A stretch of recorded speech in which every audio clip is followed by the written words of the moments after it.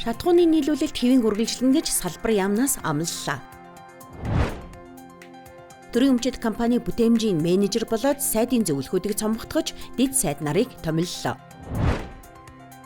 Нийслэлийн төв талбайд мөсөн хотгонд сүндэрлэж байна. Нийтийн тээврийн автобус саадсан 6 тохиолдол гарлаа. Оросын холбооны улсын ерөнхийлөгч Путин телевизийн эфирээр 2025 оны дүнг томилон танилцуулж сэтгүүлчид болон иргэдийн асуултад хариулна. Ice Global-ын цөөн хормын мэдээ эхэлж байна. Манай улс энэ сард Оросын холбооны улсаас 83 мянган тонн шатхуун импортлно. Мөн бүгд найрамдах хятад ард улсаас тодорхой хэмжээний шатхуун худалдан авна. Иймд энэ сард захиалсан тоо хэмжээгээр шатхуун импортлох тул нийлүүлэлт хэвийн байна гэдгийг салбар яамнаас мэдээлж байна. Оросын холбооны улсаас ачсан бүтээгдэхүүн 7 хонож ирдэг учраас зарим шатхуун түгээх станцад бүтээгдэхүүн байхгүй. Дараалал үүсэх явдал гарч байна.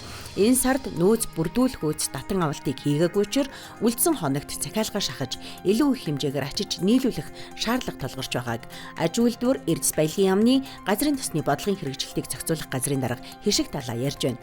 Түүнчлэн шатхуун түгээх станцууд ачаалалтын үед түгээгч нарт хуваарлалт хийхгүйгээр ажиллах шаардлага тавьжээ. Төрийн өмчит компаниудад шинээр бий болгон томилсон бүтээмжийн болон хяналтын гих нэршилтэй 128 менежерийг цомгтголоо. Үүгээр 30 тэрбум төгрөгийн хэмнэлт бий болжээ. Мөн сайд нарын орон тооны зөвлөхүүдийг цомгтгож, оронд нь 16 дэд сайтыг томилж, салбарын шинжилэлт болоод дугаалсан төсөл хөтөлбөрүүдийг хариуцууллаа. Тухайлбал, хууль зүйн дотоод хэргийн сайд Мөнх Эрдэнэ төрийн албаны шинжилэл хүний эрхийг хангах шинжилгээлийн бодлогыг хариуцна. Сангийн сайд Хулан татварын цогц реформыг шуурхай боловсруулж хэрэгжүүлнэ. Байгаль орчин уур амьсгалын өөрчлөлтийн дэд сайд Мөнх Тамир зөвлөлтийн эсрэг COP17 олон улсын хурлын зохион байгуулалт тэр бум мод хөтөлбөрийн хэрэгжилтийг хангана. Аж үйлдвэр Эрдэс баялагын дэд сайд инх төвшин оюутлогын татварын асуудал болон шатхууны найдвартай хангамжийг хариуцна.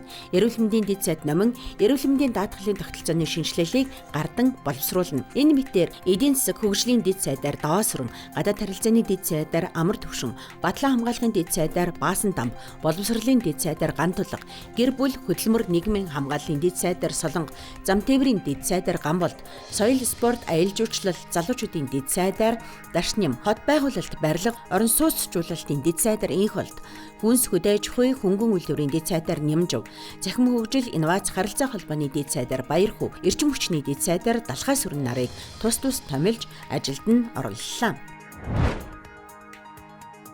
Нийтийн тээврийн үйлчилгээ согтуу хэрэгэд автобусанд бөөлжих, бие засах зэрэг үйлдэл гаргасны улмаас түр саадсан 6 тохиолдол гарчээ. Согтуу хүн өөрийгөө хянах боломжгүй осгож хөлдөх, эд эрхтэнд гэмтэх аюултай учир шууд булгаж орхидоггүй. Цагдаагийн байгууллагад дуудлага өгөн, түргэн тусламж дуудан, тухайн хүнийг эрүүл мэндийн үзлэгт хамруулан эрүүлжүүлэх боломжтой эсхийг тогтоосны дараа тухайн тээврийн хэрэгсэл замын хөдөлгөөнд оролцох боломжтой болдог байна. Энээс болж 2-3 цаг автобус саатаж иргэд хохирч байна.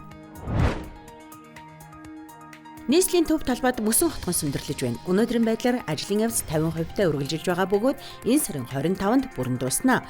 Энэ удаагийн мөсөн хотгон Улаанбаатар хотын 2040 он хүртэлх хөгжлийн ерөнхий төлөвлөгөөтэй уялдан хотын мега төслүүдийг сурталчлан таниулах онцлогтой босч байна.